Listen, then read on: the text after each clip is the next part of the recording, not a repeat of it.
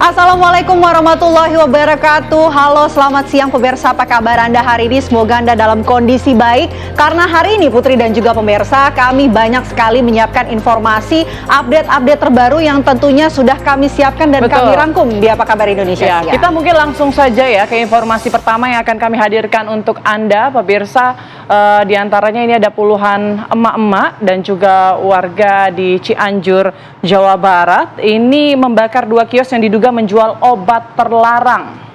Ya, aksi itu dilakukan karena geram maraknya peredaran obat terlarang di kalangan pelajar.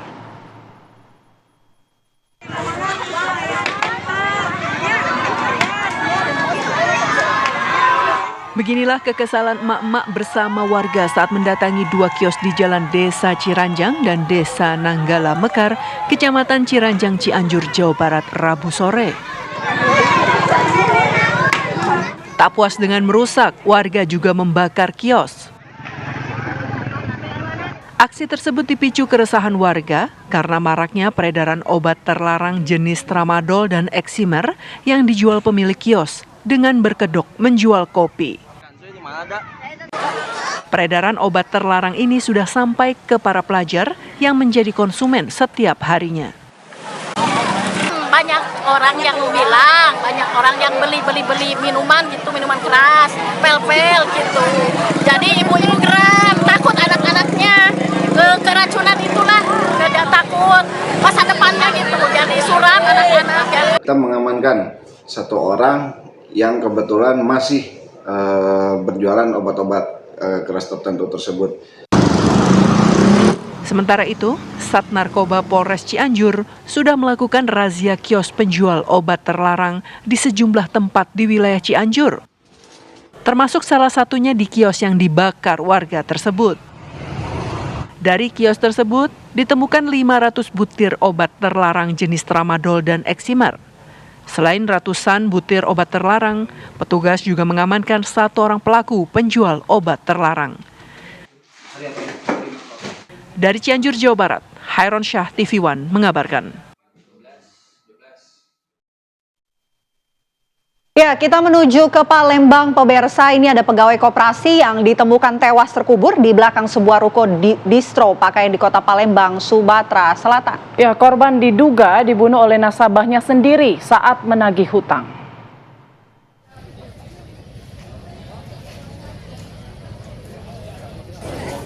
Pegawai koperasi bernama Anton Eka Saputra ditemukan tewas terkubur di belakang sebuah ruko distro pakaian di kota Palembang, Sumatera Selatan. Korban sebelumnya dilaporkan hilang oleh keluarganya beberapa minggu lalu. Tanggal 8 Juni 2024, korban berpamitan dari rumah untuk menagih hutang ke para nasabah. Namun sejak berangkat dari rumah, korban tak kunjung pulang. Tanggal 26 Juni 2024, korban ditemukan tewas dikubur di belakang gedung distro Mas Krebet, Sukarami, Kota Palembang. Jadi korban ini adalah penagih koperasi, kemudian kebetulan yang distro ini itu adalah nasabahnya. Jadi pada hari Sabtu memang dari Jumat kami telusuri ada ribut-ribut lah via telepon, cuman kami dapat informasi itu adalah dengan salah satu nasabah di Talang Kelapa. Sementara ini motifnya adalah kejengkelan atau sakit hati yang akan kami dalami, yang notabene dilatar belakangi karena hutang piutang. Ini akan kita dalami secara seksama karena pelaku utama sedang dalam proses pengejaran. Dari hasil penyelidikan sementara, korban diduga dibunuh saat menagih hutang. 1 pelaku kini sudah berhasil ditangkap, sementara 2 pelaku lainnya masih dalam pengejaran. Dari Palembang, Sumatera Selatan, Samsul Rizal, TV One mengabarkan.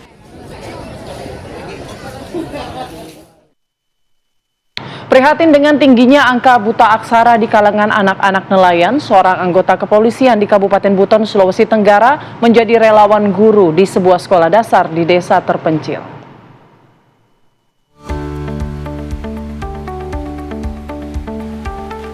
Inilah keseharian Aibtu Mardianto Putro Mudakir, seorang anggota kepolisian Polres Buton yang bertugas sebagai Kanit Binmas di Polsek Lasalimu, Kabupaten Buton, Sulawesi Tenggara. Dengan sepeda motornya, Mardianto menempuh jarak sejauh 27 km dari rumahnya menuju Sekolah Dasar Negeri 121 Atap Buton di Desa Benteng, Buton. Untuk mencapai sekolah dasar tempatnya mengajar, Aibtu Mardianto bersama para guru yang lain harus menumpang perahu katinting, menyusuri sungai sejauh 2 km dengan waktu tempuh selama 15 menit. Tak jarang, Aibtu Mardianto harus menjemput anak-anak didiknya di rumah masing-masing agar mau ke sekolah. Sejak setahun ini, Aibtu Mardianto mendedikasikan dirinya sebagai tenaga pengajar tanpa bayaran. Aibtu Mardianto mendapatkan jatah mengajar sebanyak 3-4 kali pertemuan dalam seminggu. Berbagai trik dilakukannya agar anak-anak tetap semangat untuk bersekolah. Tidak hanya membagikan hadiah seperti buku tulis dan susu, ia juga mengajak anak-anak memancing dan bertamasya bersama. Karena pemahaman tentang pendidikan ini di tempat kami ini masih sangat kurang. Juga dari orang tua yang belum sepenuhnya memahami akan pentingnya pendidikan bagi anak. Selain kekurangan tenaga pendidik, sekolah dasar ini juga tidak memiliki guru yang berstatus tetap. Hal ini menjadi salah satu kendala dalam peningkatan pendidikan di SD Negeri 121 Atap Buton. Kami guru di sini semua honorer. Iya, jadi semua honorer, tidak seperti apa yang kita bayangkan di darat. Di sini sebar keterbatasan. Contoh itu merupakan kelemahan kami, karena itu yang menunjang guru ini kan harus punya kesejahteraan yang lebih bagus. Kini, anak-anak kampung nelayan Bajau di Desa Benteng lebih bersemangat untuk bersekolah dan semakin giat belajar untuk memberantas buta aksara. Dari Kabupaten Buton, Sulawesi Tenggara, Jamil Azali, TV One mengabarkan.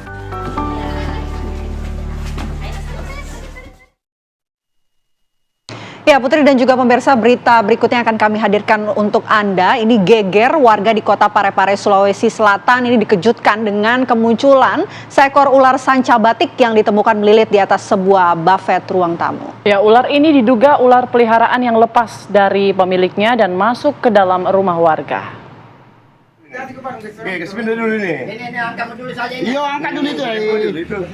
Seekor ular sanca batik sepanjang 3 meter ditemukan melilit di atas sebuah lemari pave ruang tamu di rumah warga di Jalan Ganggawa, Kota Parepare, Sulawesi Selatan.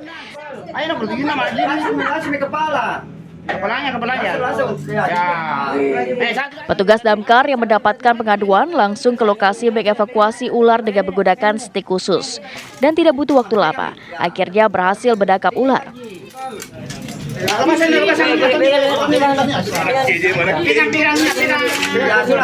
Ular sanca ini diduga merupakan peliharaan warga yang lepas. Selain karena memiliki warna dan kulit yang terawat, ular juga tidak seagresif ular liar pada umumnya saat ditangkap petugas damkar. Evakuasinya tadi itu tidak terlalu rumit karena saya lihat itu tadi ularnya tidak terlalu agresif. Ular selanjutnya dibawa ke pos damkar Parepare dan akan menunggu pemilik dari ular tersebut. Namun jika tidak ada warga yang merasa kehilangan ular peliharaan, ular akan dilepaskan ke hutan jauh dari permukiman warga. Dari Parepare, Sulawesi Selatan, Rusli Jafar, TV One mengabarkan.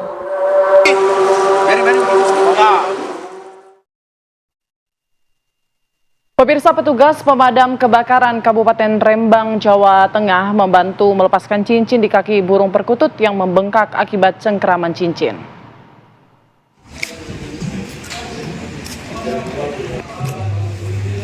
Mahmudi, warga desa Doropayung, Kecamatan Pancur, mendatangi kantor pemadam kebakaran Rembang, Jawa Tengah, membawa seekor burung perkutut yang tampak terikat cincin pada bagian kakinya dan sudah membengkak. Ia meminta pertolongan untuk melepaskan cincin yang mengikat di kaki burung perkutut kesayangannya tersebut. Tim unit rescue Damkar Rembang yang sedang piket menyiapkan peralatan berupa gerinda mini, es batu, dan lainnya untuk melakukan upaya evakuasi. Dengan berhati-hati, petugas memotong cincin yang melingkar di kaki burung perkutut milik Mahmudi selama 30 menit. Dapat dari burungnya, dapat dari ibu pohon. Nah itu terus saya kasih ring, saya beliin di toko. Kenapa kok di ring, Mas? ya biar apa penanda identitas ya kan tanda gitu. Itu kakinya bengkak ya maksudnya? Kakinya bengkak. Ini baru pertama kali di Damkar Rembang untuk pelepasan cincin di kaki burung ya. Mungkin sebagai identitas burung. Ini karena cincinnya terbuat dari model, memang agak keras dan kebetulan kakinya burung ini tergolong kecil ya, dan kulitnya burung ini tipis. Dan kita harus pakai media yang basah biar tidak panas, tidak mengenai di kulitnya dan berefek ke tulang kakinya. Mahmudi mengaku sebenarnya sudah berusaha melepaskan cincin dengan gergaji kecil. Namun tebalnya cincin membuat usahanya belum berhasil. Apa? Ini, ikatkan sini. Dari Rembang, Jawa Tengah, Abdul Rohim, TV One mengabarkan. Mas pakai gergaji ini kan mudah ya Mas? Ya, informasi selanjutnya untuk Anda pemirsa, ini ada aksi penipuan yang dialami oleh puluhan wanita muda dan juga seorang DJ di Makassar yang tertipu dengan modus arisan bodong senilai 800 juta rupiah. Ya, lantaran tidak menemukan keuntungan, para korban ini kemudian melaporkan hal tersebut ke Polrestabes Makassar.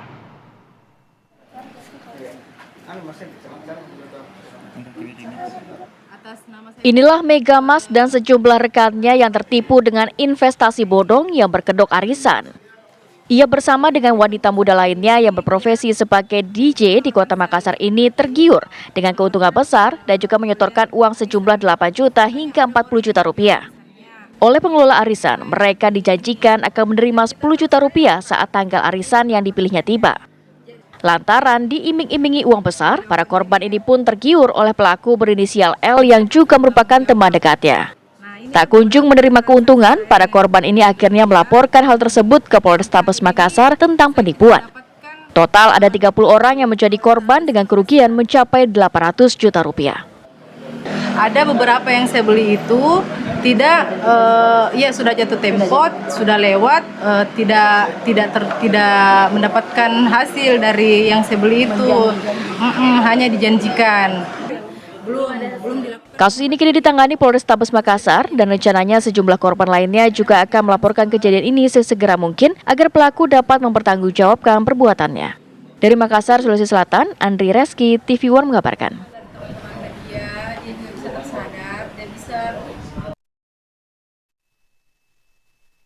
Apa kabar Indonesia Siang masih akan kembali dengan informasi menarik lainnya. Tetaplah bersama kami. Anda kembali di Apa Kabar Indonesia Siang pemirsa, ada aksi unjuk rasa yang dilakukan oleh puluhan orang yang tergabung dalam kelompok Gerakan Suara Rakyat Sumatera Barat yang menggelar unjuk rasa dalam rangka memperingati Hari Anti Penyiksaan Internasional yang jatuh pada hari Rabu kemarin. Di hari yang sama mereka mendesak penuntasan kasus kematian Afif Maulana. Masa berunjuk rasa di depan Mapolda Sumatera Barat. Mereka menuntut kepolisian mengusut kasus Afif hingga tuntas, serta menindak oknum polisi jika terlibat dengan kematian remaja 13 tahun itu. Pengunjuk rasa juga mendesak kepolisian untuk menangani perkara ini secara transparan. Orang tua Afif dan keluarga besar turut hadir dalam demonstrasi ini. Mereka menggelar aksi teatrikal dan membawa foto Afif untuk menuntut keadilan.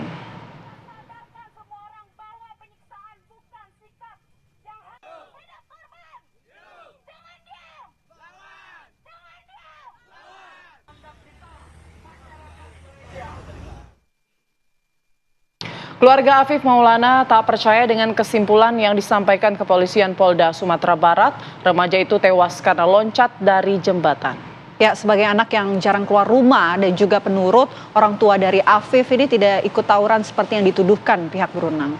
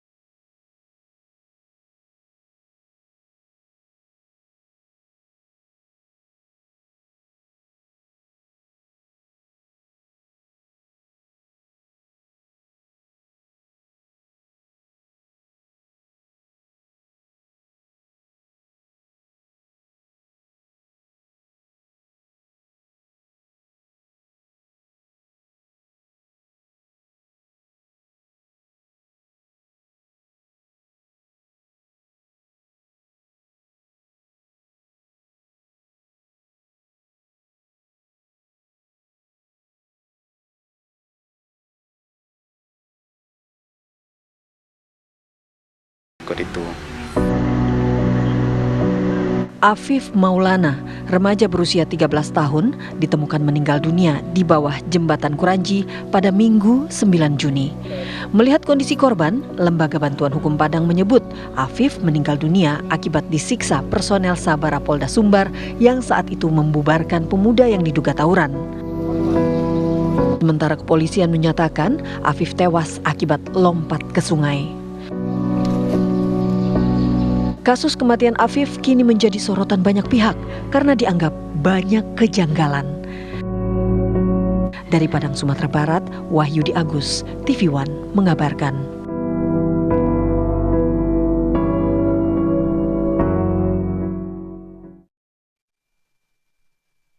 Masih dari pernyataan keluarga Afif, pemirsa, selain masih tidak mempercayai Afif Maulana terjun dari jembatan Kuranji ke dalam sungai Batang Kuranji, Padang, Sumatera Barat, ayah Afif ini juga membantah bahwa anaknya terlibat dalam geng tawuran. Karena menurut mereka sehari-hari korban jarang keluar rumah dan termasuk anak yang penurut dan patuh.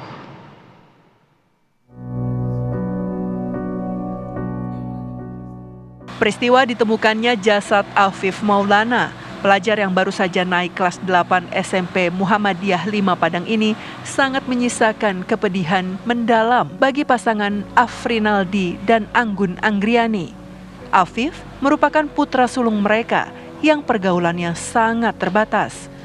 Di kediamannya di Jalan Panyalai, Kecamatan Lubuk Begalung, Kota Padang, keluarga korban membantah jika Afif merupakan salah satu anggota geng tawuran. Karena putra sulungnya ini dinilai sangat manja dan penakut, apalagi tidak pernah berkelahi dengan sesama teman di perumahan mereka. Saat kejadian, Afrinaldi menjelaskan bahwa Afif pergi dengan Aditya yang baru 2 minggu ia kenal, lantaran diajak untuk nonton bareng sepak bola yang merupakan olahraga yang sangat digemari Afif. Di rumah dia baik kayak anak seumurannya biasa, Bang. Cuman dia lebih senang di rumah-rumah gitu, keluyuran gitu dia nggak suka. Nggak. Pulang sekolah tuh dia langsung ke rumah, Bang.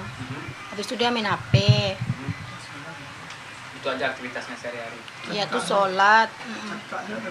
Bertengkar pun di seharian di kampung ini nggak pernah dia, Bang. Nggak pernah berkelahi gitu ya? Nggak pernah dia berkelahi. Hingga saat ini, keluarga Afif tidak mempercayai Afif ikut geng tawuran, serta tidak percaya anaknya melompat ke dalam sungai saat pembubaran aksi tawuran yang terjadi pada Minggu dini hari sekitar pukul 3 subuh itu. Keluarga masih meyakini anaknya, Afif Maulana, mengalami dugaan penyiksaan oleh oknum polisi saat itu. Dari Padang, Sumatera Barat, Wahyudi Agus, TV One mengabarkan.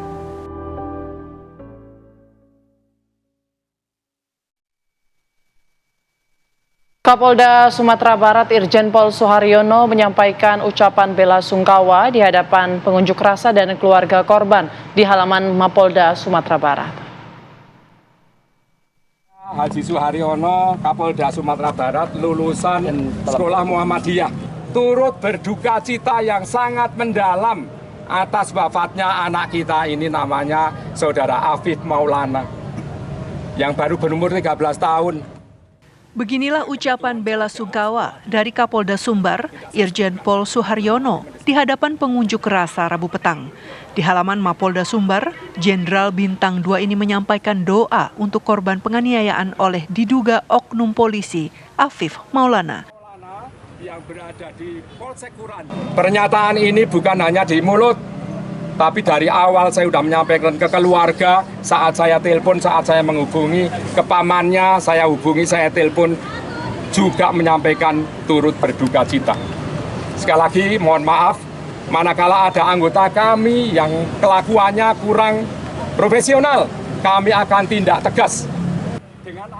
Kapolda mengakui terjadi kesalahan prosedur di Mapolsek Kuranji saat 18 remaja diamankan pada Minggu 9 Juni 2024 pukul 3 dini hari lalu dan tidak terdapat nama Afif Maulana di dalamnya. Namun, penanganan terhadap remaja di atas jembatan Sungai Batang Kuranji sudah sesuai prosedur.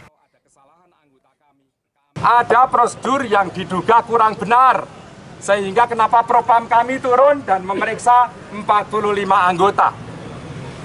Jelas, mohon izin, jelas ada 45 anggota kami di Polsek Sukuranji yang kami periksa. 7 dari Polresta dan sisanya dari Sabara Polda. Ada 45 yang kami periksa di Propam Polda terkait dengan kejadian di Mapolsek Sukuranji. Silakan kita bicarakan. Suharyono juga mengajak massa dan LBH Padang untuk memaparkan penanganan kasus ini. Pada Kamis 27 Juni 2024 di ruang rapat Mapolda Sumbar. Dari Padang, Sumatera Barat, Wahyudi Agus, TV One mengabarkan. Apa yang diperlukan, Kami jeda terlebih dahulu pemirsa, apa kabar Indonesia yang akan kembali saat lagi untuk Anda. Anda kembali di Apa Kabar Indonesia Siang, pemirsa. Sekitar 7 anak calon siswa dinyatakan tidak diterima melalui jalur zonasi radius meski sekolah yang dituju berada satu RW. Ya, kejadian ini menimbulkan kebingungan dan juga keresahan dari para orang tua yang tidak diterima.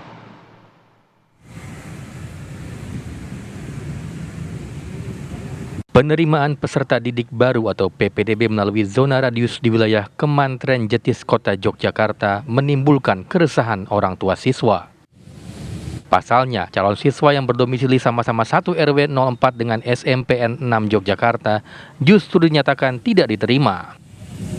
Akibat kejadian tersebut, ada sekitar 7 calon siswa di RW 04 yang tidak diterima.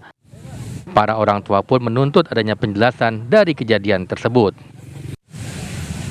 Salah satu orang tua merasa bingung karena sejak awal merasa yakin anaknya akan diterima SMP Negeri 6 Yogyakarta. Saat mendaftar online, jarak antara rumahnya dengan sekolah berkisar 246 meter. Padahal RW 03 yang tidak satu RW dengan sekolah, semua tercatat 233 meter meski agak jauh di seberang jalan. Pihak sekolah mengaku tidak bisa berbuat banyak karena penerimaan jalur zonasi menggunakan sistem online Jogja Siap PPDB. Di radius itu cuma mosok kok ini di RW-nya cuma belakangnya kok nggak bisa. Tidak diterima semua itu iya. Ada berapa Pak yang mendaftar di sini? Kira 6 enggak 7. Jalur zonasi radius yang diterima di kami, bahwa kami kan secara sistem Jogja Siap PPDB. Nah, kemarin kami kebetulan soan dulu sebelum verifikasi domisili ke Pak RW. Ternyata Pak RW menyampaikan bahwa RW 4 belakang kami itu tidak ada yang diterima. Sementara Forum Pemantau Independen Forpi Kota Yogyakarta menuntut adanya perbaikan sistem terkait titik koordinat yang dipakai dalam penerimaan siswa SMP melalui jalur zonasi di Kota Yogyakarta. Sebenarnya titik koordinat yang dipakai itu apa sih? Kan saya tanya juga di pihak sekolah juga nggak tahu apa yang titik yang mana, titik sekolah sana kan. Kalau pemahaman saya, ya titik dari gerbang sekolah, bukan kanan kiri atau belakang sekolah, gedung sekolah seperti itu. Nah, sehingga dengan temuan-temuan seperti ini kan menjadi hal yang terus terjadi, ya, fenomena yang terus terjadi setiap tahunnya. Para orang tua berharap agar diberi penjelasan serta keakuratan dalam sistem PPDB 2024. Dalam ketentuannya, PPDB dengan jalur zonasi radius berdasar jarak RW terdekat dengan sekolah. Dari Yogyakarta, Nuryanto, TV One mengabarkan. Ya, langsung saja pemirsa untuk membahas mengenai kisruhnya proses penerimaan peserta didik baru atau PPDB 2024 sudah bergabung melalui sambungan virtual ada Mas Ubaid Matraji, Koordinator Nasional Jaringan Pemantau Pendidikan Indonesia JPPI, dan juga selain itu juga sudah hadir melalui sambungan virtual ada Ibu Dian, salah satu orang tua siswa yang ntar kita dengarkan juga ya bagaimana proses Bu Dian ini mencari sekolah untuk anaknya. Saya mau ke Bu Dian terlebih dahulu. Bu Dian, mungkin bisa dijelaskan sejauh ini proses yang Bu Dian dan juga anak Bu Dian lewati untuk bisa mendaftarkan sekolah anak. Saat ini seperti apa, Bu? Iya, aku sih sebenarnya nggak ada. Saya tuh nggak ada masalah yang signifikan. Cuma saya ngerasa nggak adil aja dari pemetaannya. Pemetaan dari zona 1, 2, dan 3. Kayak Kayak saya itu kan di selatan, letaknya itu memang di area saya tuh nggak ada negeri gitu. Halo? Halo, ya. Oke, jadi memang pemetaannya ini tidak sesuai dengan Budian. Bu, pemetaan apa Bu yang kemudian ini rasa-rasanya tidak adil begitu dari sudut pandang Budian? Nggak adilnya karena gini, area saya itu kan di selatan. Nah, selatan itu kebetulan di dekat rumah saya tuh nggak ada sekolah negeri. Jauh-jauh ada tapi jauh-jauh. Jadi menurut saya sebaiknya tuh pemetaannya tuh mungkin di sini kan pasti tahu nih di area mana yang SMA negerinya tuh dikit gitu kan. Mungkin bisa dibesarkan di zona terakhirnya kayak gitu. Maksudku kayak gitu yang bikin kurang merasa adil gitu. Baik. Jadi Tidak adil mungkin karena mungkin zona 1 dibagi rata dari 100% mungkin zona 1 misalkan kuota ada 150 anak yang bisa diterima, mungkin di SMA tersebut yang dibagilah 30% di zona 1, 30% zona 2, 30% zona 3 kayak gitu. Yang saya rasa tuh aduh gila berat banget ya kalau jadi zona 3 di area saya kayak gitu. Baik, Budian, ini juga menjadi keluhan banyak orang tua ya, terutama mungkin yang tinggal agak berjauhan dari sekolah-sekolah negeri. Kalau Mas Ubaid sendiri dari JPPI melihat permasalahan ini bagaimana? Apakah ini harusnya direvisi kah atau bagaimana sistem zonasi saat ini? Iya, jadi ini kericuhan, carut-marut, nggak hanya terjadi di Jogja ya, tapi di semua daerah. Muter aja ini, karena jalurnya ini kan beda-beda. Pas ke bagian di Jogja, pas zonasi ya ribut. Pas ke bagian Bogor zonasi ya ribut. Jadi keributan ini terjadi merata di seluruh provinsi, di seluruh kabupaten kota. Nah pertanyaannya adalah, kalau yang ribut itu hanya di Jogja, mungkin kasusnya hanya ada di Jogja, ada kesalahan di Jogja. Tapi kalau kasusnya ini di seluruh Indonesia, semua kabupaten kota, semua provinsi ini jelas. Pemicunya adalah bukan soal teknis, bukan soal implementasi, tapi sistem PPDB-nya yang memang nggak berkeadilan. Selama sistem PPDB-nya ini tidak berkeadilan, masih diskriminatif, ya pasti memicu protes dan juga kecurangan-kecurangan. Oke. Mas Ubaid, tapi sejauh ini laporan yang sudah diterima oleh JPPI ini mengenai adanya dugaan kecurangan begitu dalam proses PPDB, jumlahnya ini ada berapa Mas? Dari wilayah mana saja? Iya, jadi sampai 20 Juni ya, kemarin 2024, kita sudah menerima sebanyak 162 laporan dan juga hasil pemantauan dari tim yang ada di daerah. Kesimpulan kami ya, bahwa kecurangan ini tidak hanya terjadi di satu provinsi saja, tapi merata di seluruh provinsi, di seluruh kabupaten kota gitu. Sehingga kami ini tidak ingin bahwa kesalahan yang sama terulang terus setiap tahun. Jadi apa yang diceritakan oleh protes ya, Budian. Kemarin di Jawa Barat, ya Budian tadi cerita di Jogja, ini cerita yang terus diproduksi setiap tahun. Lah, kenapa sudah jelas kecurangan ini ada tiap tahun, ya kan? Penyimpangan ada tiap tahun, maladministrasi setiap tahun ada, kemudian sistem internet ngadat juga setiap tahun ada, tapi terus diulang, ya. Karena itu kami sebenarnya sudah bosen bicara tentang jalur-jalur itu ya. Karena ujung-ujungnya jalur ini adalah jalur buntu, gitu. Jalur buntu, gitu. Selalu ada masyarakat yang menjadi korban.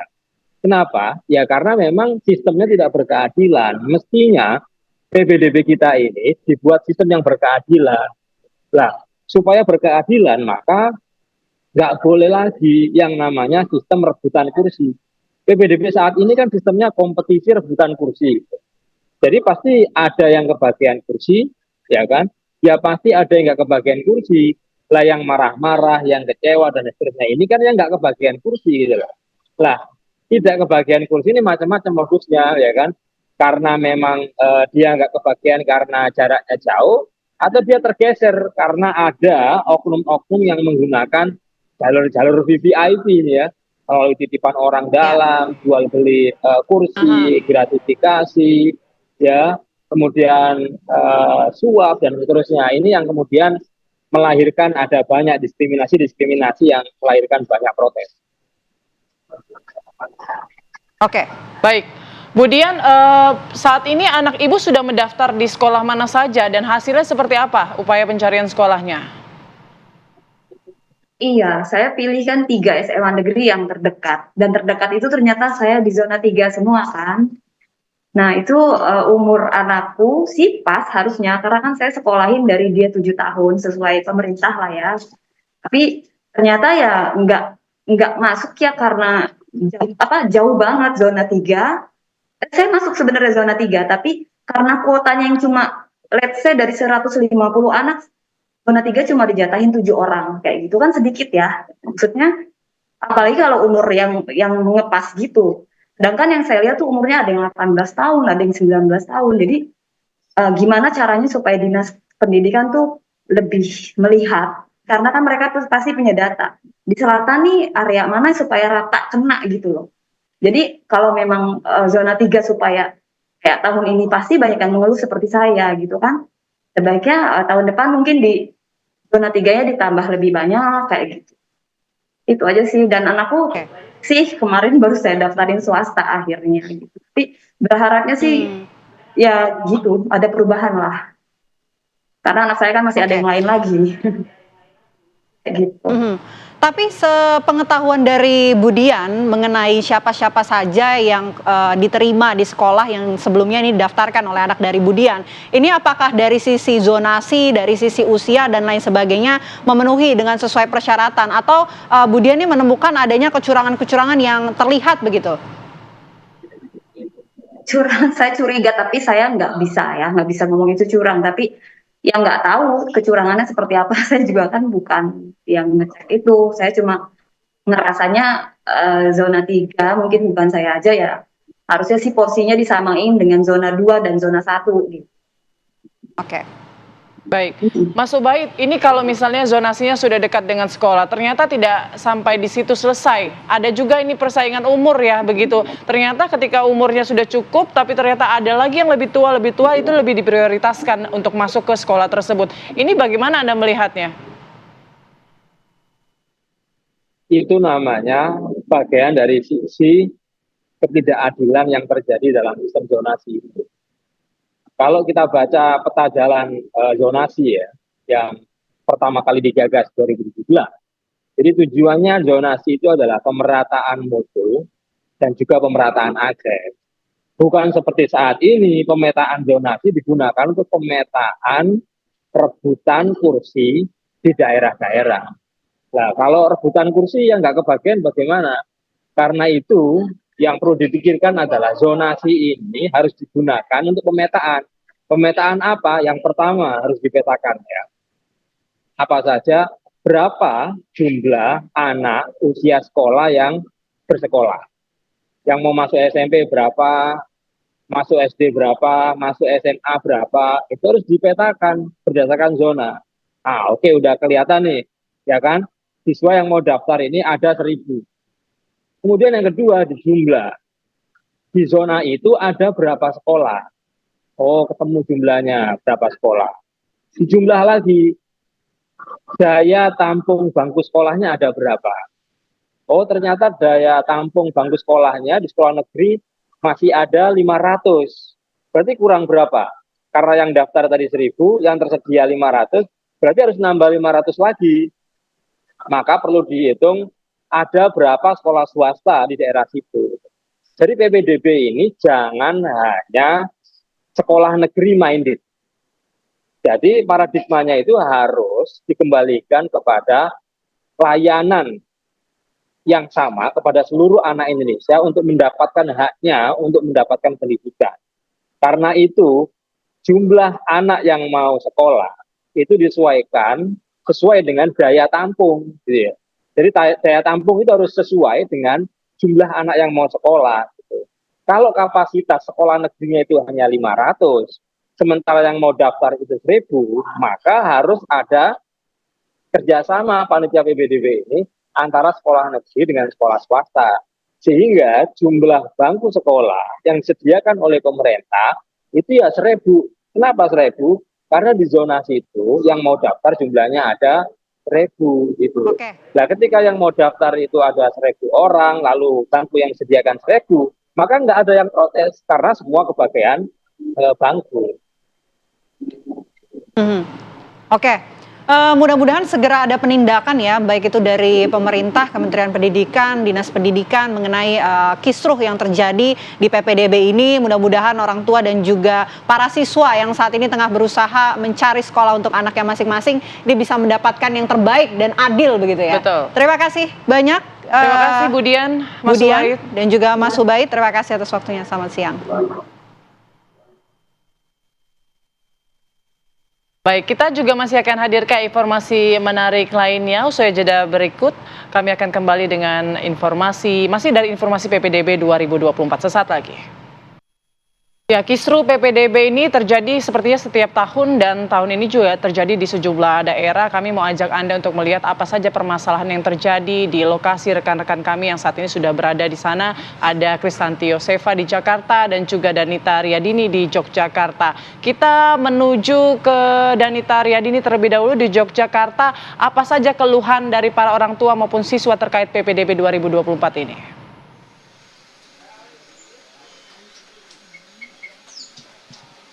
Putri Vena juga pemirsa, tentu berbagai keluhan juga disampaikan ketika mereka mendaftar zona radius PPDB 2024. Di antaranya yang masih dalam satu lingkup RW pemirsa ternyata tidak lolos. Seperti pada siang hari ini pemirsa, saya akan berbincang dengan salah satu atau perwakilan dari wali atau orang tua siswa yang tidak lolos PPDB zona radius, padahal lokasinya atau rumahnya ini lokasinya tidak jauh dari sekolah, yaitu di SMP 6 Negeri Yogyakarta. Ada Pak Bekti dan juga ada Bapak dan Ibu orang tua yang dinyatakan tidak lolos. Totalnya ada 8 pemirsa. Pak Bekti, selamat siang. Selamat siang. Pak Bekti, bisa diceritakan seperti apa itu pengumuman atau informasinya tidak lolos dalam zona radius PPDB ini? Kita tidak lolosnya karena kalah jarak. Dalam artian yang kita pertanyakan di sini, kita RW 04 sama SMP 6 itu satu wilayah, satu RW 04. Ternyata seluruh anak RW 04 tidak ada yang diterima satupun. Terus regulasinya itu gimana? Terus titik di mana? Kita tadi udah audiensi sama SMP 6 kepala sekolah, terus diukur bersama. Nah di situ, di sisi manapun kita menang, masuk semua nomor 1.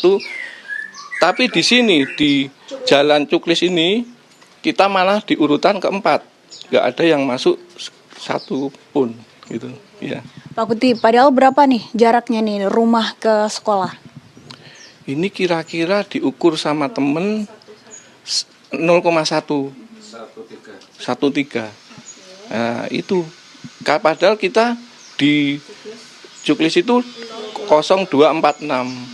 Terus keanehan di sini kita sama 009 kok cuma 2 meter. Itu kan janggal. Padahal di sana 244. Itu di seberang jalan, beda kampung. Timbul SMP 6. Bisa ditujukan mungkin sebelah mana ya Pak kalau sekolah SMP Negeri 6 itu dari tempat Bapak ini? Cuma berapa meter depan. Ya. Arahnya berarti ke sini ya Pak ya? Berarti ini lebih ke belakang SMP? Iya, lebih ke belakang SMP 6, pas. Ya, agak ke barat sedikit. Ya. Pak Bekti dan juga Bapak Ibu di sini sudah ada komunikasi dengan pihak sekolah, seperti apa tanggapannya Pak? Dan sejauh ini seperti apa untuk langkah selanjutnya? Tanggapan sekolah memang nggak tahu urusan Juklis ini, tapi mereka mengusahakan ke dinas agar supaya anak-anak kita itu juga diterima untuk sisi keadilan dan untuk kedepannya lagi biar lebih fair dan adil gitu aja. Ya tadi kita di sini menunggu jawaban dari dinas melalui SMP 6. Ya. Berarti perbandingannya adalah di RW yang satu RW ini tidak diterima semuanya, padahal di seberang RW yang lokasinya lebih jauh begitu diterima. Diterima ya, diterima semua. Langkah ke depan mungkin Pak selain juga melaporkan ke dinas, mungkin ada jalan lain atau mungkin mau mendaftar sekolah lain saja begitu?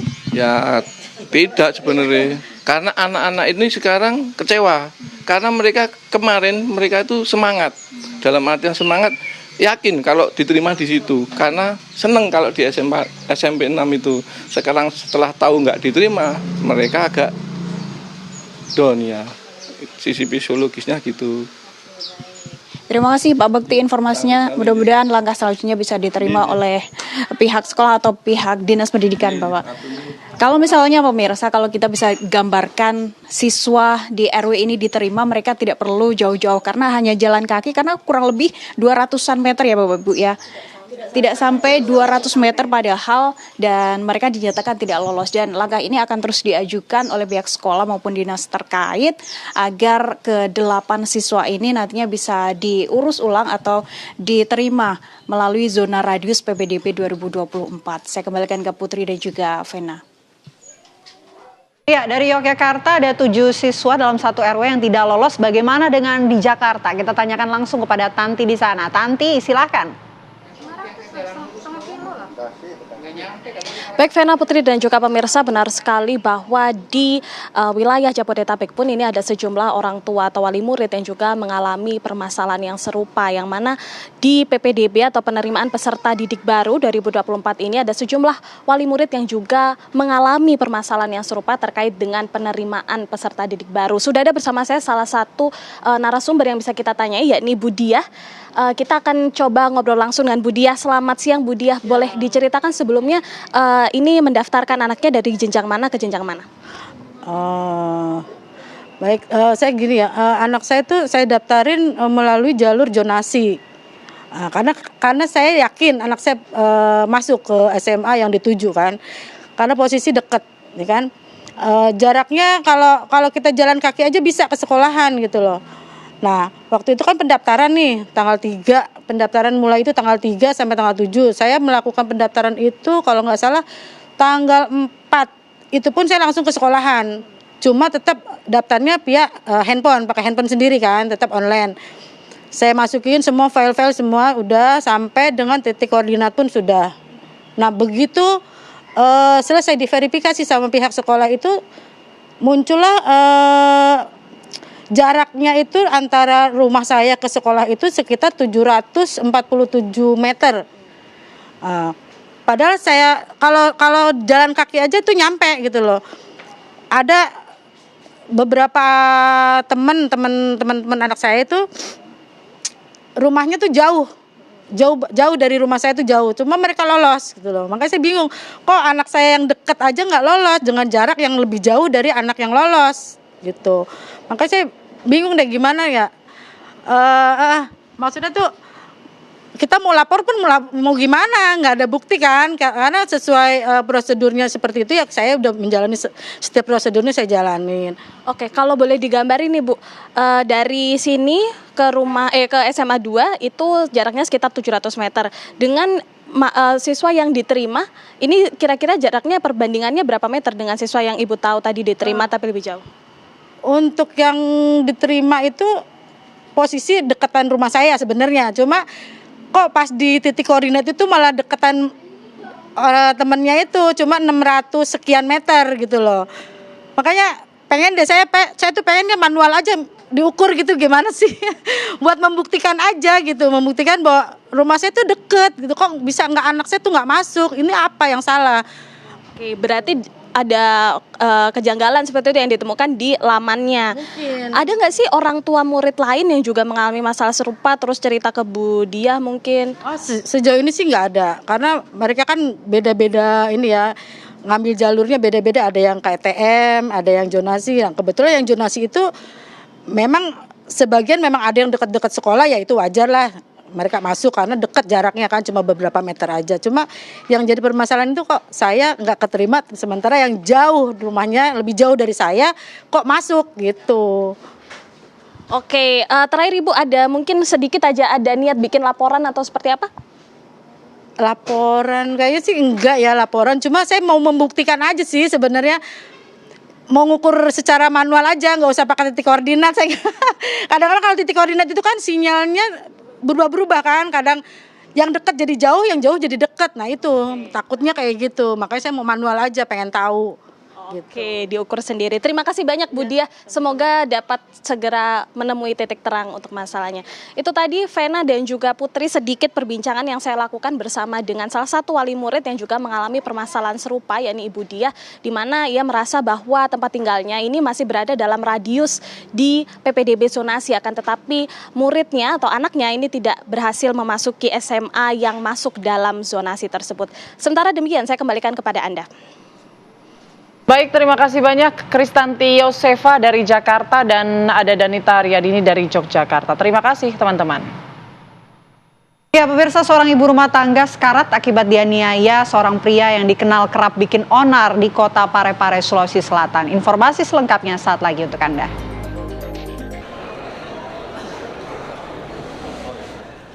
Debarkasi Haji Kloter 3 tiba di asrama Haji Palembang dan dilepas kembali oleh Kepala Kemenak Sumatera Selatan untuk kembali ke keluarga masing-masing.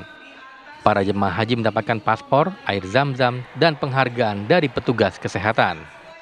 Namun ada yang menarik di antara para jemaah asal Palembang yang melestarikan tradisi memakai baju adat Bugis dan perhiasan yang disebut baju Lompo KB. Hawisa, salah satu jemaah haji asal Palembang, memang keturunan Bugis sehingga dengan senang hati ia melestarikan tradisi ini. Kurang lengkap rasanya jika tidak mengenakan pakaian istimewa usai melaksanakan rukun Islam yang kelima ini. Sementara jemaah haji laki-laki memakai jubah ala Sultan Arab atau Raja Salman. Pakai baju Bugis, adat Bugis, Pak. Baju lompo namanya. Kabe. Apa artinya? Baju kerajaan orang Bugis. Ya. Memang sudah tradisi atau gimana? Itu tradisi, Pak. Ada perhiasan juga boleh dipakai? Hah? Perhiasan juga ya? Oh, boleh. Memang udah tradisi atau sudah? Tradisi, Pak. Tradisi, ya. Setiap orang Bugis pulang Setiap orang haji. Bugis kalau nggak pakai begini, Pak, nggak abdol. Sementara Kemenak Sumsel menghargai tradisi ini sebagai bentuk kearifan lokal, apalagi pakaian adat ini dipakai saat debarkasi. Ada kearifan lokal dari suku Bugis yang memang kalau pulang haji itu menggunakan pakaian-pakaian khusus seperti yang itu. Itu kearifan lokal dan kita hargai itu. Kementerian Agama Sumatera Selatan juga mengingatkan jemaah haji untuk berobat ke puskesmas terdekat jika mengalami gangguan kesehatan. Dari Palembang, Sumatera Selatan, Ganda Kopatra, TV One mengabarkan.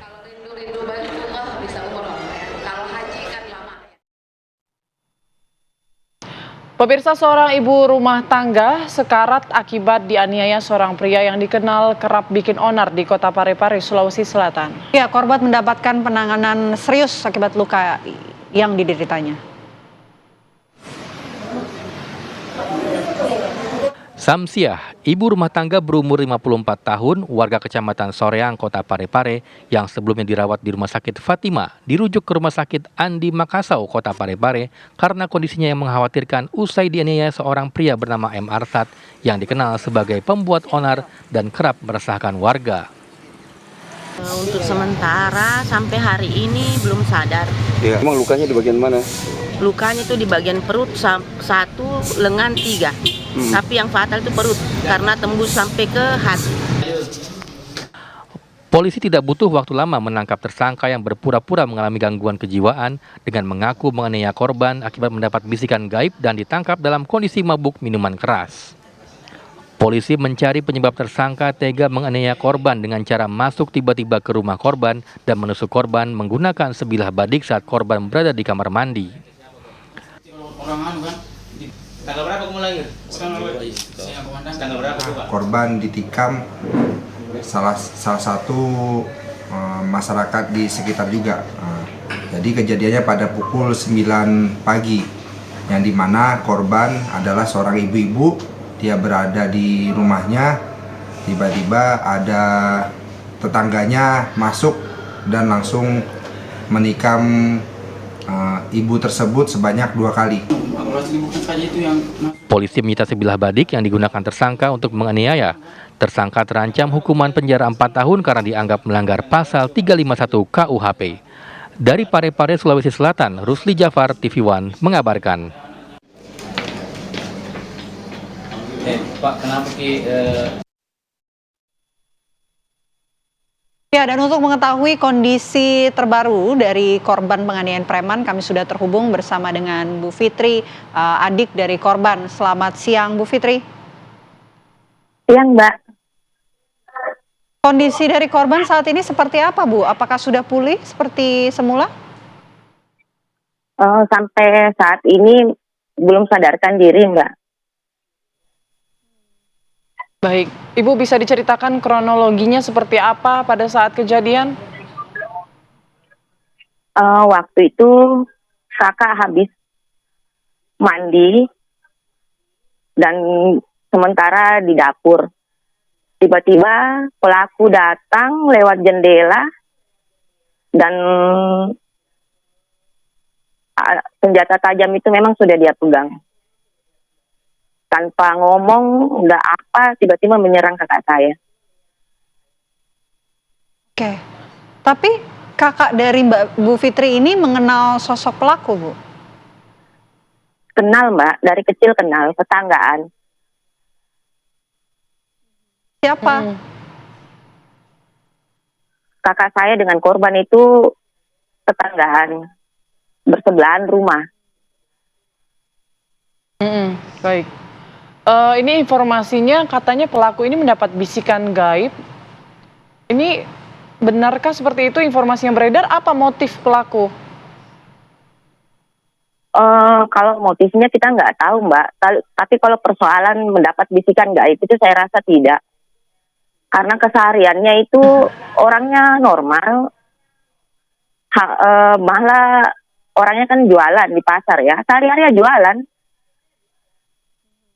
Jadi selama ini tidak ada kecurigaan seperti itu. Oke. Apakah kakak dari Bu Fitri ini sempat cerita mungkin adakah permasalahan ataupun dendam yang dialami oleh pelaku terhadap kakak dari Bu Fitri? Waktu sudah di rumah sakit itu kakak saya kan masih sadar, Mbak, terakhir. Sebelum dia hilang kesadaran itu saya sempat cerita sama dia, ada apa kok tiba-tiba orang itu seperti itu kan? Kakak bilang nggak ada apa-apa, normal-normal saja. Bahkan kakak saya itu kaget, shock itu waktu dia loncat jendela itu pegang parang itu kakak saya malah kaget. Karena kesehariannya normal. Baik. Bu Fitri, berarti ini kondisi kakaknya Bu Fitri saat ini menurun? Iya, Mbak. Apa kemudian kata dokter? Sampai hari ini belum sadar.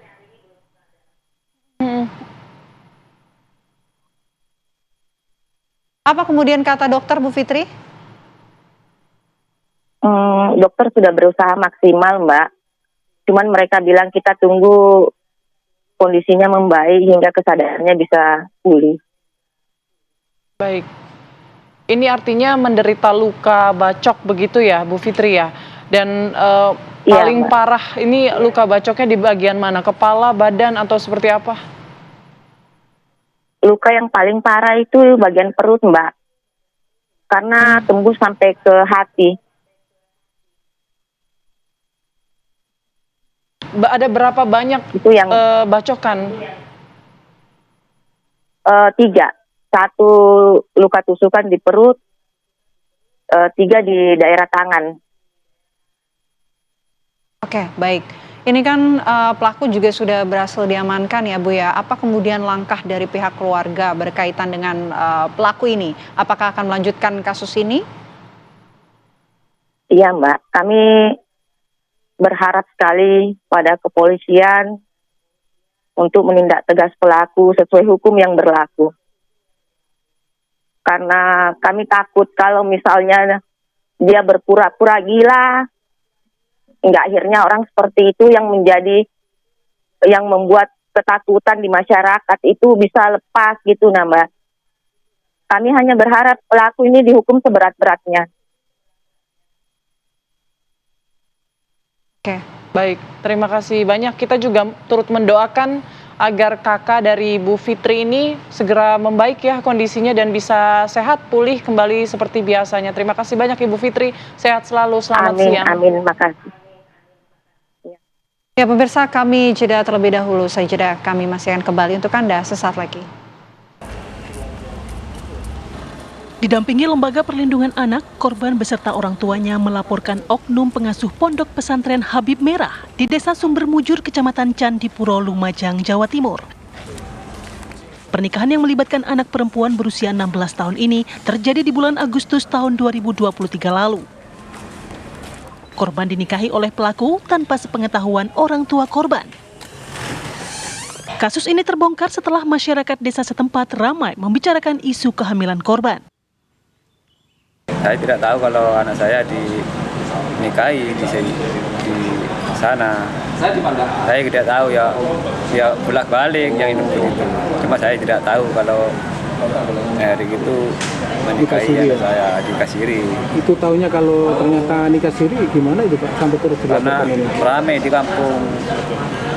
Dia kan anak saya itu hamil gitu.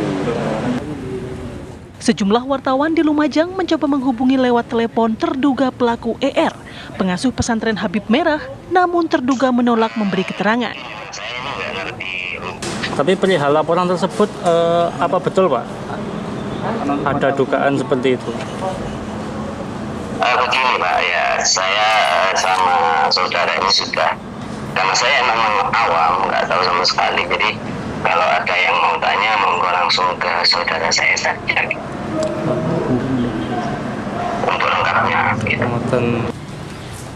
Keluarga kecewa terhadap kepolisian lantaran sejak dilaporkan 14 Mei lalu, pelaku masih belum ditahan.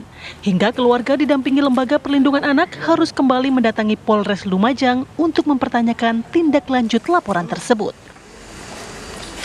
Dari Lumajang, Jawa Timur, Wawan Sugiarto, TV One mengabarkan.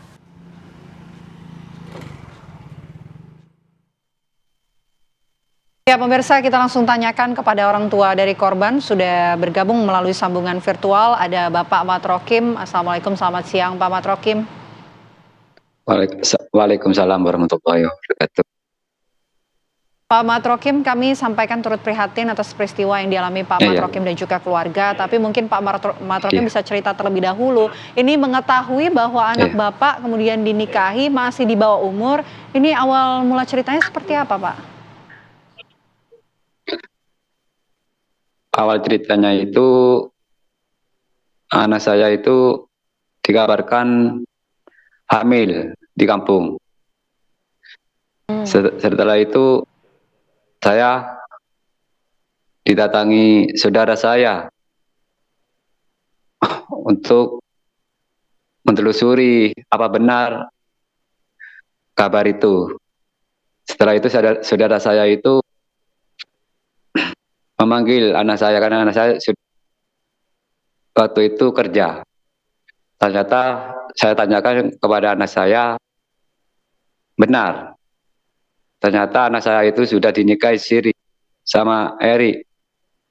Karena anak saya tidak pernah cerita sama saya.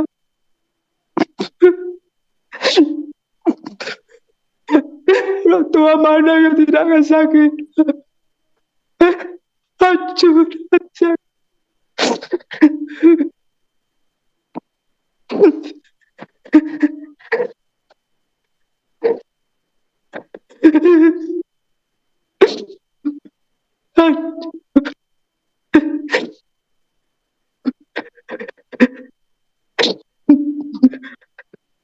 Baik Pak Matrokim, pada saat mungkin putri Bapak bertemu dengan Bapak, apa yang dia sampaikan? Apakah mungkin ada ancaman mungkin Pak sehingga dia takut untuk menceritakan yang sebenarnya kepada orang tuanya?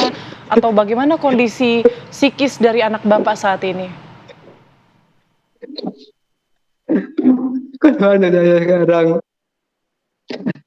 trauma, tidak pernah keluar rumah karena malu kepada lingkungan.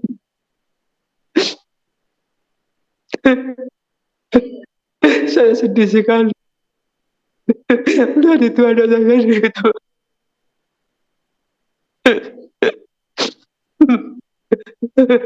Hancur hati saya.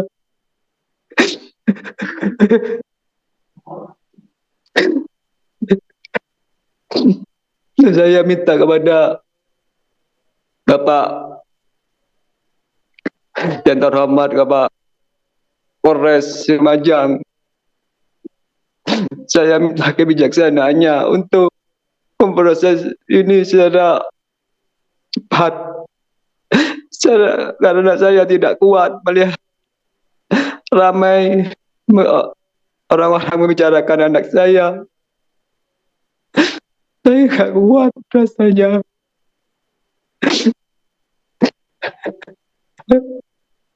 Karena pelakunya masih dikeliaran di jalan.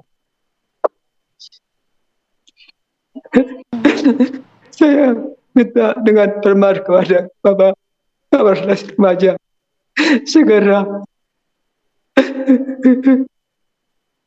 ditindaklanjuti proses ini dengan cepat.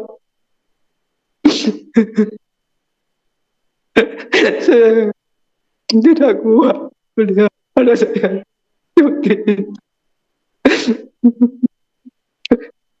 Baik, Pak Matrokim, mohon maaf sekali mungkin bisa tenang sebentar, mungkin tidak apa-apa ambil waktu untuk menenangkan diri sebentar agar nanti penjelasannya bisa lebih terdengar lebih jelas, Pak. Tidak apa-apa, kami pun juga turut sedih di sini mengetahui bagaimana kemudian anak yang kita sayangi begitu ya, kemudian dinikahi begitu saja sama orang lain yang tanpa izin begitu ya. Kami juga pasti mengerti bagaimana perasaan dari Pak Matrokim.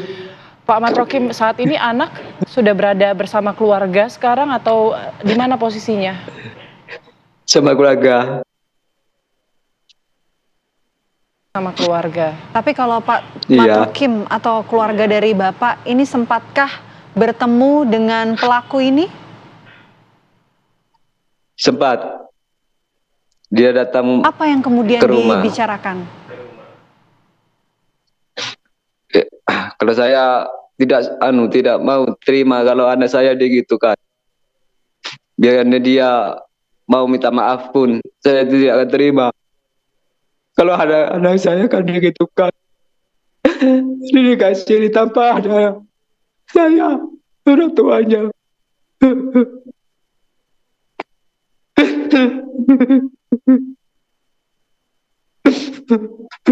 Pelaku sempat meminta maaf kepada Pak Matrokim dan juga keluarga. Ada hal lain yang disampaikan mengenai penjelasan kenapa menikahi anak Pak Matrokim yang masih di bawah umur? Tidak ada. Baik. Kalau dari pihak pondok pesantrennya bagaimana, Pak? Apa? Tidak pernah apa, Pak? Dia tidak pernah ke rumah untuk menikahi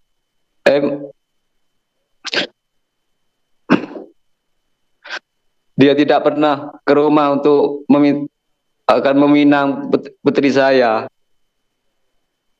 Dia hanya untuk menyuruh temannya menjemput anak saya.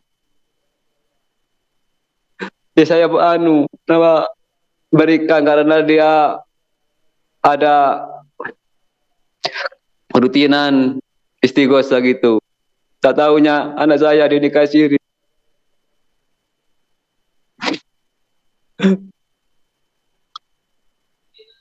Oke.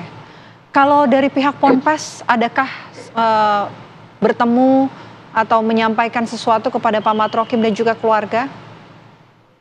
Tidak ada. Baik, artinya proses hukum masih terus berlanjut ya Pak Matrokim ya? Iya, karena saya tidak terima anak saya digitukan. Dinikahi. Baik, kita doakan ya Pak. Orang tua. Baik, Pak Matrokim, sabar ya Pak. Iya. Kami juga turut prihatin, kita doakan yang terbaik. Semoga apa harapan yang diinginkan oleh keluarga ini bisa dapat tercapai begitu ya. Proses hukumnya juga lancar semuanya. Dan kondisi keluarga juga sehat semua. Sabar ya Pak. Kami turut prihatin atas kejadian yang menimpa pihak keluarga Bapak. Yang tabah Pak Matrokim dan juga keluarga, terima kasih. Selamat siang Pak. Ya, Assalamualaikum warahmatullahi wabarakatuh. Ya. Dan saya singkat saja Pak. Oke, baik. Ya, pemirsa, kami harus jeda terlebih dahulu. Saya jeda Apa Kabar Indonesia Siang akan kembali sesaat lagi untuk Anda. Anda kembali di Apa Kabar Indonesia Siang. Pemirsa, apa yang terjadi di Sukolilo, Pati, Jawa Tengah rupanya kerap dialami oleh para pemilik rental mobil di Indonesia. Ya, para pemilik mobil yang digelapkan kerap menjadi korban. Berikut kami hadirkan cuplikan program fakta yang tersisa dari tragedi Sukolilo.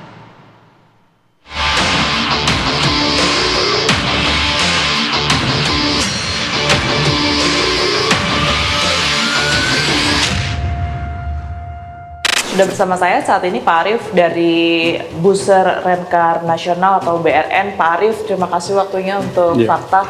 Iya, sama-sama Mbak. Ya, mungkin pertama saya ingin Anda menyoroti terlebih dahulu ya kasus yang belakangan ini ramai disoroti oleh publik, di mana seorang bos rental asal Jakarta Pusat ini sampai pada akhirnya tewas begitu ya, dihakimi oleh massa, padahal yang dilakukan pada saat ini adalah upaya untuk mengambil kembali unit miliknya. Yang Anda lihat, Anda soroti dari kasus ini apa Pak?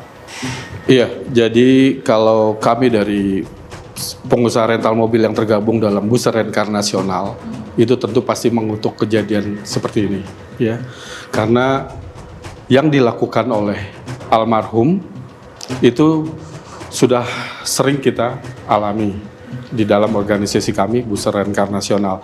Walaupun memang almarhum bukan anggota relawan, tapi kami merasa berkewajiban untuk ikut merasa empati karena permasalahan itu adalah permasalahan yang kita hadapi, yang sering kita hadapi di dalam usaha rental mobil. Seperti itu kira-kira.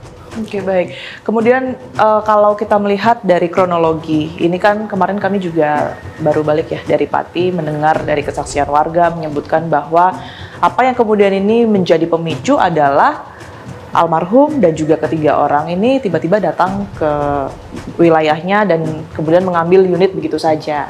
Nah, kalau Anda melihat, mungkin tadi sempat disinggung oleh Pak Arief, banyak kasus seperti ini, tapi untuk secara prosedur seharusnya seperti apa bagi mungkin pengusaha rental yang akan mengambil kembali unit atau mobil-mobilnya ini? Iya, baik.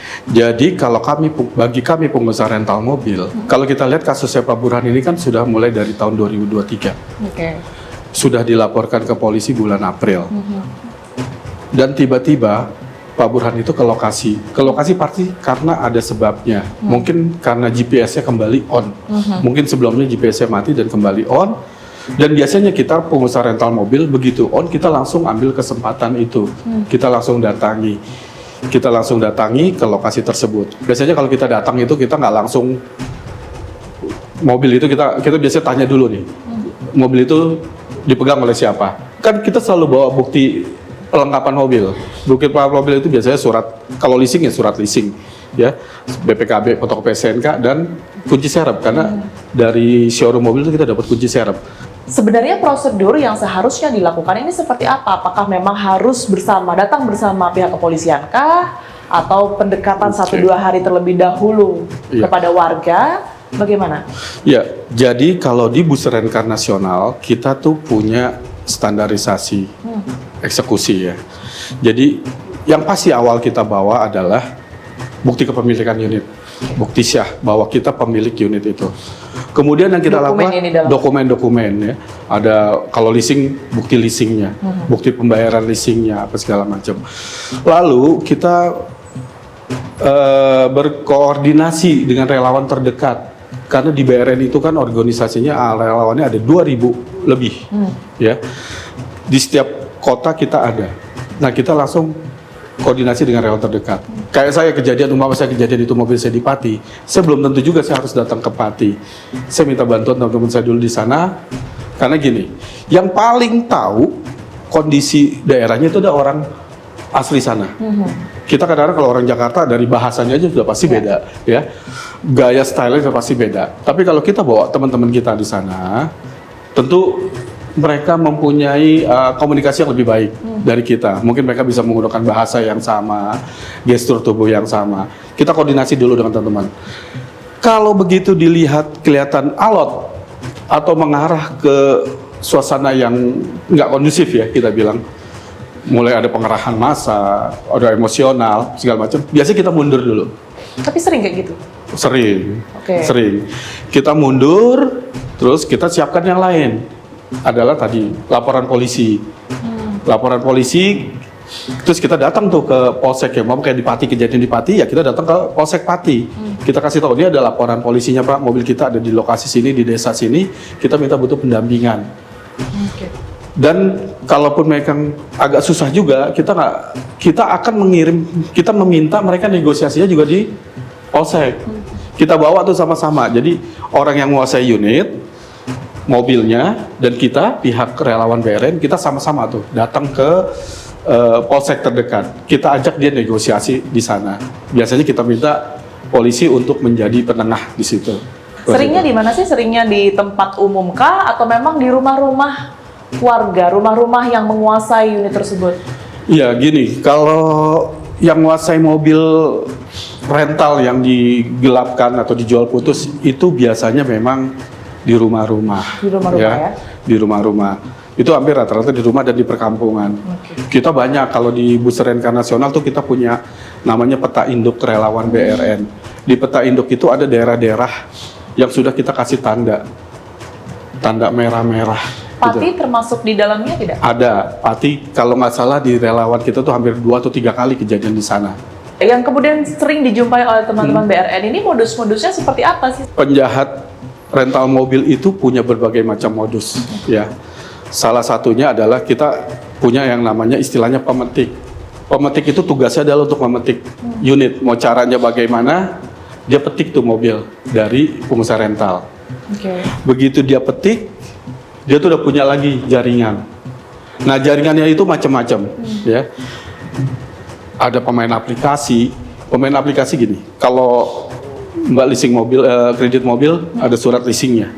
Nah, ini surat leasingnya dipalsukan, dinamakan sesuai nama, umpama saya ini penjahatnya nih, sesuai nama saya, nomor mobilnya yang saya ambil dari perusahaan rental.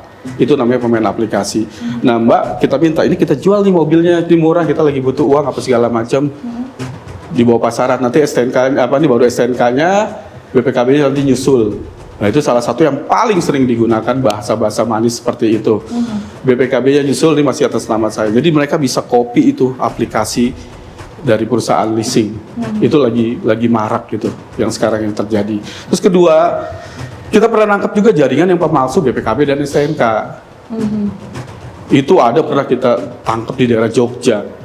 Itu mereka punya mesin penggandaan untuk bikin BPKB, itu nilainya ratusan juta itu mereka modalnya, ya. Mungkin sampai miliaran untuk memalsukan segala macam, sampai karena dia juga memalsukan kartu kredit apa segala macam. Jadi jaringan itu sudah lama, ya. Kita pengusaha rental itu kadang-kadang harus berpikir lebih jauh, lebih di atasnya mereka, karena mereka akan terus melakukan pola-pola yang bikin si pemetik ini gampang untuk melakukan jualan mobil rental. Intinya gini, kalau si pemetik itu mereka mempunyai biasanya data yang kira-kira bisa diterima oleh pengusaha rental. Nah, ini balik lagi ke pengusaha rental lagi, harus lihat lagi SOP pelepasan mobil tersebut bagaimana. Ya, ada SOP yang harus dilewati. Mungkin ada KTP palsu, KK palsu, dan lain-lain, ya. Banyak sekali yang kejadian seperti itu. Jadi benar-benar sekarang ini para pelaku kejahatan rental mobil juga sudah mempunyai jaringan di mana-mana. Kita sudah hafal tuh jaringan di kota ini pemainnya si ini, di kota ini pemainnya si ini. Hampir kita udah punya itu data itu, ya. Oke. Kalau Anda melihat berarti apa yang seharusnya mungkin diwaspadai atau dipersiapkan setidaknya oleh teman-teman yang membuka bisnis rental mobil ini saat ini, ya, dengan sekian banyak modus yang tadi sudah dijelaskan oleh Pak Arief juga. Jadi pengusaha rental mobil sekarang sekali lagi perkuat SOP-nya, ikut dengan organisasi yang kira-kira bisa menaungi kebutuhan-kebutuhan kalau keamanan, atau paling enggak kalau di BRN itu kita ada Sabta Cita namanya, ada 7 Sabta Cita. Yang pertama itu adalah edukasi, yang kedua baru eksekusi. Informasi yang beredar juga belakangan ini kan para pengusaha rental mobil ini akan memblacklist wilayah Pati, begitu ya Pak Arief? Sebenarnya kita sih kalau pengusaha rental mobil nggak pernah memblacklist suatu areal. suatu desa atau suatu Sebanyak apapun kasus bisa enggak apapun memblacklist, juga ya. nggak ada di kita tuh nggak ada. Cuman memang ada beberapa dari kita jadi agak sedikit atensi. Karena di Pati sendiri anggota kita ada. Pengusaha sewa mobil di Pati, Jepara yang terdekat itu Kudus itu kan, Ariala itu banyak relawan Besar Renkan Nasional nyewain mobil juga. Ya pasti kan orang-orang sana juga yang sewa. Jadi secara spesifik kita nggak ada memblacklist. Tapi untuk kehati-hatian, iya. Pak Arief, terima kasih banyak atas Sama-sama, pandangan dan juga pembicaraannya. Semoga ini juga kemudian ini memberikan wawasan juga mereka yang melakukan usaha rental itu sendiri, termasuk warga yang akan meminjam begitu ya Pak ya, dengan mematuhi SOP yang memang sudah ditetapkan. Iya, sekali lagi Mbak, saya coba sampaikan seperti ini. Untuk hal itu tidak terulang lagi, kita minta kepada seluruh warga negara Indonesia, siapapun dia, baik itu warga biasa, pengusaha, petani, PNS, atau penegak hukum, tidak boleh lagi menerima unit tanpa ada surat-surat yang jelas. Jangan tergiur dengan harga murah mobil yang dijual. Sekali lagi pertanyakan surat-surat yang jelas, kalaupun memang ada, cek keasliannya di Samsat atau cek. Kalau di leasing kan gampang, bisa cek tinggal pembayarannya ke leasing, seperti itu. Jadi jangan lagi terima mobil, karena bisa saja itu mobil rental. Kejadian seperti itu. Karena sekali lagi pelaku itu adalah pelaku 378, penipuan dan penggelapan juga. Jadi penadah statusnya kalau dia menerima unit tanpa ada surat-surat yang lengkap. Dan ternyata itu mobil rental. Itu aja terakhir mungkin dari saya untuk seluruh warga negara Indonesia. Oke, baik. Ya, Terima kasih banyak. terima kasih banyak. Sama-sama. Ya. Kita temukan fakta selanjutnya.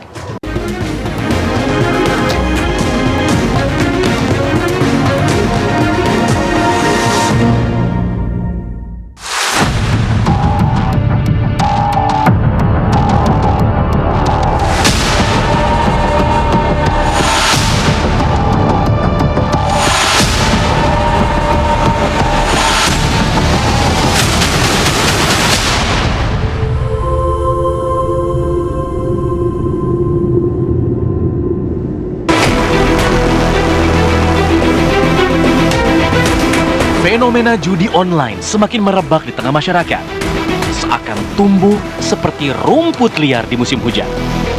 Sebagian kalangan mulai menyerukan kekhawatirannya, sebab judi online di Tenggarai telah menyebabkan kecanduan yang menjadi akar dari berbagai permasalahan sosial.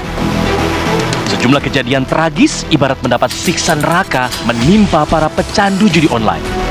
Mulai dari dipenjara akibat melakukan tindakan kriminal, keluarga yang hancur berantakan, hingga nyawa melayang akibat kecanduan judi online. Nasib tragis dialami seorang oknum polisi yang kecanduan judi online di Mojokerto, Jawa Timur.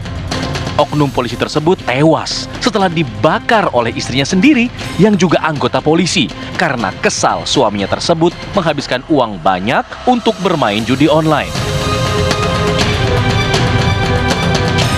Sementara itu di Semarang, Jawa Tengah, seorang suami nekat gantung diri di rumahnya karena malu dan terlilit hutang akibat kalah bermain judi online. Itu memang ada pesan terakhir dari suaminya bahwa untuk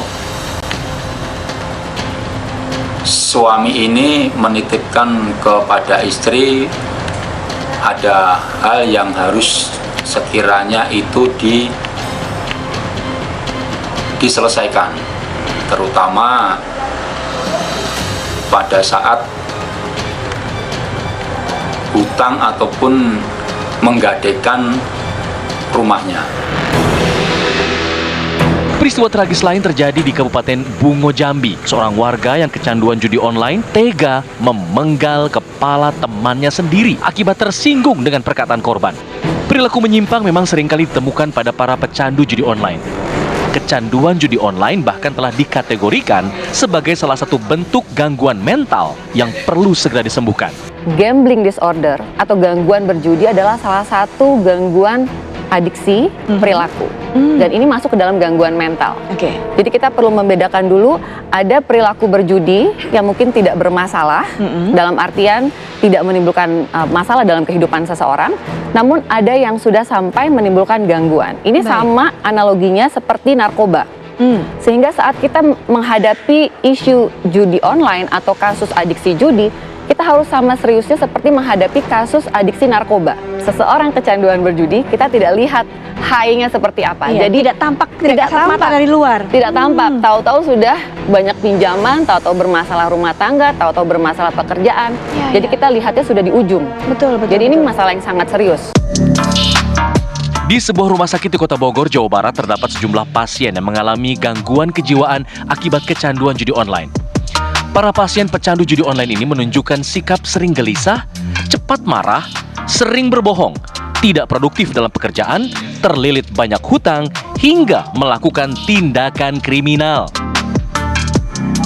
Akibat kecanduan judi online, seorang pemuda di Jambi nekat mencuri mesin cuci, kipas angin, tabung gas, dan perabot rumah tangga lainnya milik warga. Sementara itu, pelajar di Tuban, Jawa Timur tega menggadaikan motor milik pacarnya karena kehabisan uang akibat bermain judi online. Di Oku Selatan, Sumatera Selatan, seorang pegawai minimarket menggelapkan uang perusahaan senilai 80 juta rupiah untuk digunakan bermain judi online. Sementara itu di Pangandaran, Jawa Barat, sejumlah perangkat desa terbukti menggunakan dana desa senilai 725 juta rupiah untuk bermain judi online. Sedangkan seorang oknum guru mencuri 26 unit komputer di sekolahnya akibat kecanduan judi online. Tindakan kriminal berujung penjara akibat kecanduan judi online juga dilakukan oleh seorang pelajar di Lampung Tengah yang nekat mencuri uang di sebuah acara hajatan.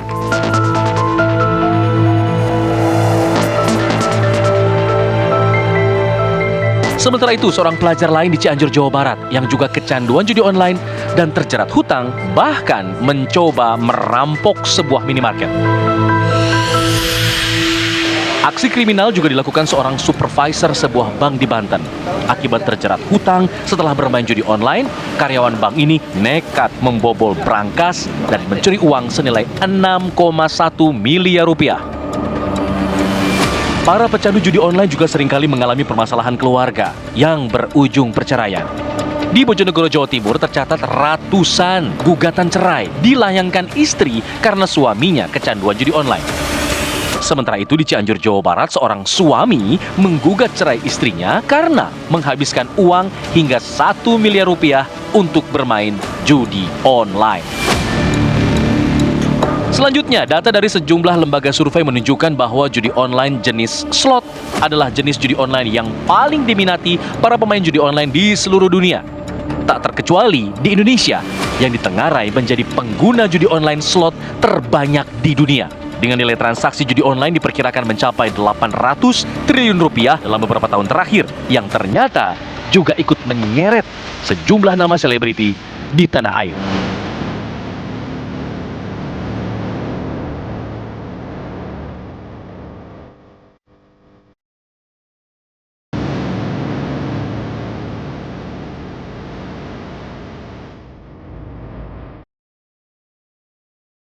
Ya, pemirsa, informasi soal judi online tadi sekaligus menutup perjumpaan kita di Apa Kabar Indonesia siang hari ini. Mewakili kru yang bertugas, saya Vena Kintan. Dan saya Putri Windasari pamit undur diri. Terima kasih. Sampai jumpa.